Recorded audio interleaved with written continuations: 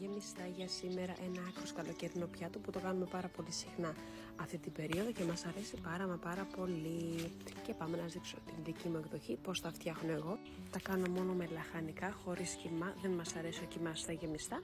Και πάμε να ξεκινήσουμε. Βάζουμε ένα μεγάλο κρεμμύδι, 2 μεγάλες σκελίδες σκόρδο, το εσωτερικό από τις μελιτζάνες και τα κολοκυθάκια, ένα μεγάλο καρότο, το εσωτερικό από τις ντομάτες και το ρύζι που έχουμε ήδη ξεπλύνει. Θα βάλουμε λίγο σαλτσούλα για το χρώμα και νεράκι στη συνέχεια έως ότου καλύψουμε πολύ καλά τα λαχανικά μας για να βράσουν. Θα βάλουμε αλατάκι, χοντρό αλάτι, πιπεράκι, ρίγανη, μπόλικο μαϊντανό και φυσικά δυόσμο από τον κήπο μας. Μέσα και ο δυόσμος και μετά από κανένα δεκάλεπτο είναι έτοιμο. Θα το αφήσουμε με ζουμάκι, τόσο ζουμάκι για να μην στεγνώσει. Και αφού έχουμε ετοιμάσει όλα τα λαχανικά μας και τις πατατούλες, πάμε να γεμίσουμε.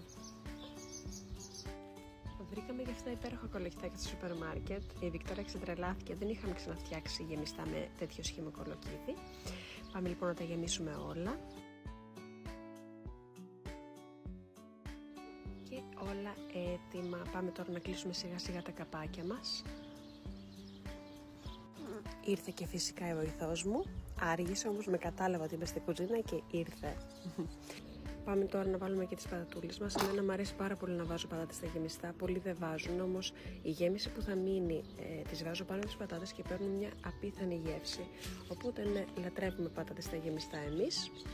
Πάμε να τα βάλουμε όλα με τα χρυσά χεράκια της η μικρούλα μου.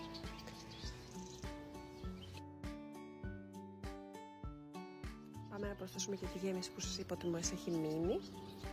Το νεράκι μας.